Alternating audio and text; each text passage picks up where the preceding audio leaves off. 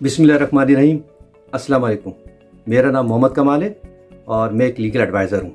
आज हमारी वीडियो का जो मौजू है वो है कोई भी गैर मुल्की साउथ कोरिया में शादी किए बगैर या साउथ कोरिया में इन्वेस्टमेंट किए बगैर साउथ कोरिया का रेजिडेंट वीज़ा विथ फैमिली कैसे हासिल कर सकते हैं, आइए जानते हैं।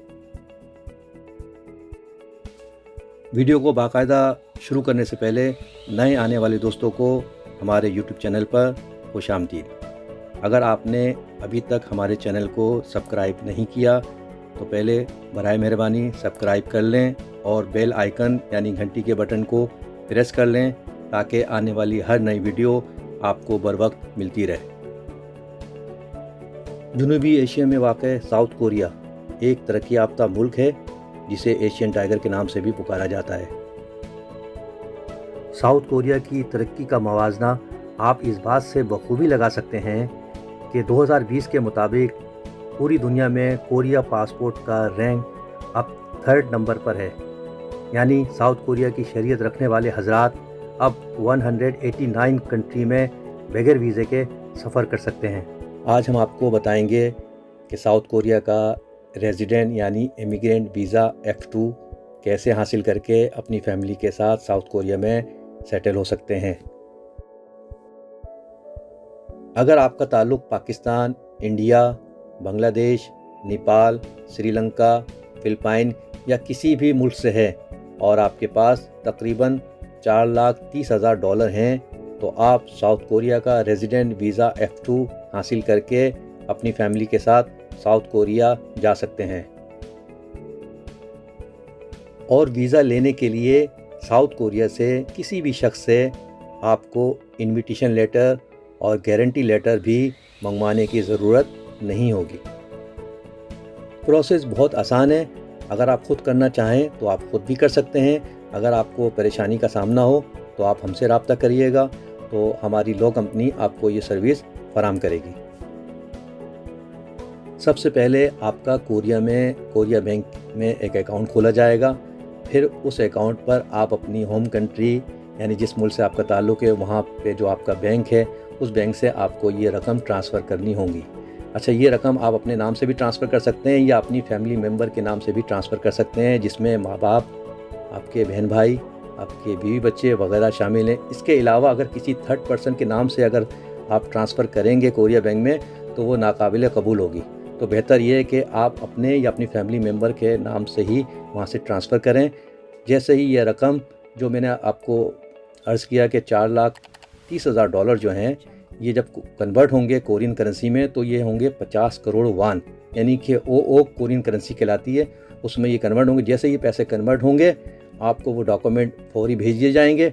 वो डॉक्यूमेंट आपको साउथ कोरियन एम्बेसी में जैसे ही शो करेंगे आपको resident F2 visa with family के साथ मिल जाएगा। आप वो वीज़ा लें, साउथ कोरिया आ जाएं।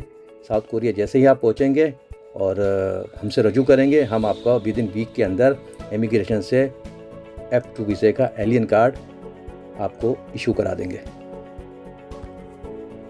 यहाँ इस बात को और समझ लीजिए, जो आपका कोरिया का जो अकाउंट है जिसमें आपने पाकिस्तान से या अपनी होम कंट्री से $4,30,000 जो ट्रांसफ़र किए थे आपने, और जो कोरियन करेंसी में 50 करोड़ वान बनते हैं यानी ओ बनते हैं, जो इसमें ट्रांसफ़र हो गए हैं, जिसके बिहाफ में आपको F2 वीज़ा रेजिडेंट वीज़ा आपको और आपकी फैमिली को मिल गया, आप कोरिया आ गए।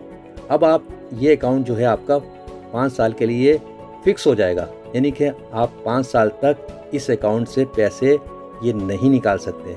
यही कोरिया गवर्नमेंट की शर्त है ये वीज़ा देने की वजह से, यानी 5 साल तक आपको ये पैसे यूज़ नहीं कर सकते, ये फ़िक्स हो जाएंगे।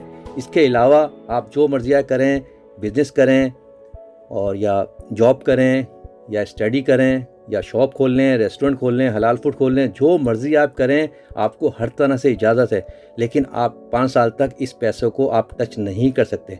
अगर आप 5 साल के दौरान यानी 5 साल से पहले अगर ये पैसे में से आप निकालेंगे तो आपका रेजिडेंट वीज़े पे इफ़ेक्ट पड़ेगा, आपका रेजिडेंट वीज़ा कैंसिल हो जाएगा और आपको घर जाना पड़ेगा। लेकिन अगर आप 5 साल तक पाबंदी रखते हैं और इस अकाउंट से पैसे नहीं निकालते तो जैसे ही आप 5 साल मुकम्मल करेंगे तो आपको और आपकी फैमिली को F5 वीज़ा यानी कोरिया परमानेंट रेजिडेंट वीज़ा दे दिया जाएगा और उसके बाद आपको हर तरह से आज़ादी है आपको कि आप ये पैसे को निकालें, किसी को दें, कुछ भी करें, यानी 5 साल तक आपको पाबंद होना होगा।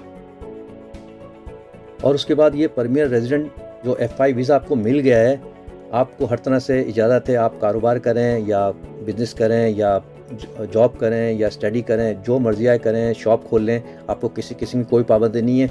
और जब ये परमानेंट रेजिडेंट वीज़ा आप 3 साल पूरे करेंगे तो फिर आप कोरियन सिटीज़नशिप हासिल कर सकते हैं, अप्लाई कर सकते हैं और इस तरीके से आप कोरियन सिटीज़न भी हो जाएंगे।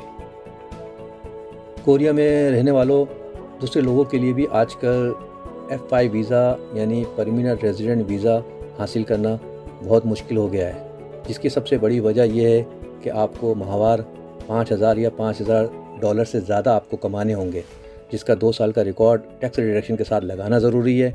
और साथ ही आपको कोरियन लैंग्वेज कोर्स भी किया होना चाहिए, जो कि इमिग्रेशन का 5 लेवल का प्रोग्राम है, वो भी आपको होना ज़रूरी है। तो लैंग्वेज कोर्स तो जैसे तैसे लोग कर ही लेते हैं, लेकिन 5,000 या $5,000 से ज़्यादा मंथली कमाना ये एक नॉर्मल लोगों के लिए जो है ना मुश्किल हो जाता है, क्योंकि मिनिमम जो यहाँ पे सैलरी का जो रेशो है, जो वर्कर लेबर कैटेगरी जो कमा रही होती है वो $2,000 से $3,000 है। तो $2,000 से $3,000 कमाने वाला बंदा यहाँ परमानेंट रेजिडेंट हासिल करना मुश्किल हो जाता है। हाँ, ऐसे लोग जिन्होंने यहाँ पे कोरिया में हायर एजुकेशन ली हुई है या यूनिवर्सिटी वगैरह में पढ़ाते हैं, वो तकरीबन इतना कमा लेते हैं या से थोड़ा ज़्यादा कमा लेते हैं, वो लोग तो परमानेंट रेजिडेंट वीज़ा हासिल कर लेते हैं। लेकिन मिनिमम $2,000 से $3,000 कमाने वाला बंदा जो है यहाँ पे परमानेंट रेजिडेंट वीज़ा हासिल नहीं कर सकता। लेकिन आप लोग खुशकिस्मत हैं कि आपको डायरेक्ट F2 मिला है और उसके बाद आपको 5 साल पूरे करने के बाद आपको F5 वीज़ा दिया जा रहा है और आपके लिए कोई शर्त नहीं है, यानी कि आपको आपकी आमदनी शो करने की आपको ज़रूरत नहीं है। अगर आप कमाते हैं, ज़्यादा कमाते हैं, कम कमाते हैं, कोई इसका हर्ज नहीं है। आपको लैंग्वेज कोर्स की भी कोई पाबंदी नहीं है। आपने लैंग्वेज कोर्स किया है तो अच्छी बात है, आपके काम आएगा, क्योंकि कोरिया एक इंग्लिश कंट्री तो है नहीं, लैंग्वेज की प्रॉब्लम है। अगर आप यहाँ रहते हैं, लैंग्वेज सीखते हैं तो आपके लिए फ़ायदेमंद है। लेकिन आपको रेजिडेंट वीज़ा दिया जाएगा उसके लिए इसमें शर्त नहीं है। आप लैंग्वेज कोर्स करें, नहीं करें, कमाएँ, कम कमाएँ, ज़्यादा कमाएँ, नहीं कमाएँ, कोई प्रॉब्लम नहीं है। आपने सिर्फ 5 साल तक वो अकाउंट जो आपका फिक्स किया हुआ है, उसके बाद आपको वीज़ा मिल जाएगा, आप परमानेंट रेजिडेंट हो सकते हैं। और उसके बाद फिर कानूनी तरीके से 3 साल मुकम्मल करने के बाद फिर आप कोरियन सिटीज़न भी हो सकेंगे। इससे पहले जो हमने बिज़नेस वीडियो बनाई थी जो बिज़नेस वीज़े से मुतालिक, तो आप उसको भी देख सकते हैं, जिसमें हमने कहा था कि आपके पास अगर $85,000 हैं और आप कोरिया में इन्वेस्टमेंट करना चाहते हैं तो आप यहाँ पे आके $85 इन्वेस्ट करें और अपनी कंपनी खोल लें, जिससे आपको कोरिया इमिग्रेशन आपको D.Ed वीज़ा दे सकती है और आप फैमिली के साथ सेटल हो सकते हैं। लेकिन यहाँ पे सिर्फ आप बिज़नेस कर सकते हैं, अगर आप जॉब करेंगे तो वो फिर आपका वीज़ा कैंसिल हो सकता है। तो ये एक प्रॉब्लम थी आपको, अगर बिज़नेस वीज़ा लेना चाहते हैं तो आप $85,000 यहाँ पे इन्वेस्ट करके बिज़नेस वीज़ा ले लें। और अगर आप समझते हैं कि आपके पास कोई फील्ड नहीं है बिज़नेस के लिए, लेकिन आपके पास पैसा है, तो मैं समझता हूँ ये F2 वीज़ा आपके लिए बेस्ट होगा। आप F2 वीज़े में $4,30,000 यहाँ फिक्स करवाएं और रेजिडेंट वीज़ा ले लें, आ जाएं और फिर आराम से यहाँ पे रहें और सीखें कि और सोचें कि आपको क्या करना है। अगर आप जॉब करना चाहते हैं तो आप जॉब कर लें, अगर आप बिज़नेस का माइंड रखते हैं तो आप बिज़नेस भी ओपन कर सकते हैं, मतलब जो चाहे आप कर सकते हैं और लैंग्वेज भी सीख सकते हैं। और बच्चों के लिए भी बड़ी एडवांटेज है यहाँ पे, जो एजुकेशन बच्चों के लिए वो फ्री है, हाई स्कूल तक फ्री है और यहाँ पे लंच भी दिया जाता है और बहुत से एडवांटेज है। और कमरा जो आप अगर लेना चाहते हैं रिहाइश के लिए तो $200 से $300 के अंदर आपको 2-3 कमरे भी आपको मिल जाते हैं सोल से बाहर। रिहाइश के भी सेटल भी आसान है और इंटरनेशनल फ़ूड सारे यहाँ शॉप मौजूद हैं। आप जिस कंट्री से भी आपका ताल्लुक़ है वो फ़ूड यहाँ पे मिल जाते हैं, आसानी के साथ दस्तयाब हैं। तो मैं समझता हूँ आपके लिए बेस्ट वीज़ा है ये F2 वीज़ा और आपको इस किस्म से फ़ायदा उठाना चाहिए। मेरा कोरिया में तकरीबन 30 साल का एक्सपीरियंस है और मैं देख रहा हूँ कि दुनिया भर से लोग यहाँ आके क़याम पज़ीर हो रहे हैं, जिनमें वर्क वीज़े पे, स्टूडेंट वीज़े पे, बिज़नेस वीज़े पे या सियासी पनाह रिफ्यूजिंग वीज़े वगैरह पे, और काफ़ी तादाद में लोग यहाँ पे परमानेंट रेजिडेंट भी हो चुके हैं और कोरियन शहरियत भी हासिल कर चुके हैं। यहाँ मज़दूरी में भी $2,000 से $3,000 बआसानी से कमाया जा सकता है।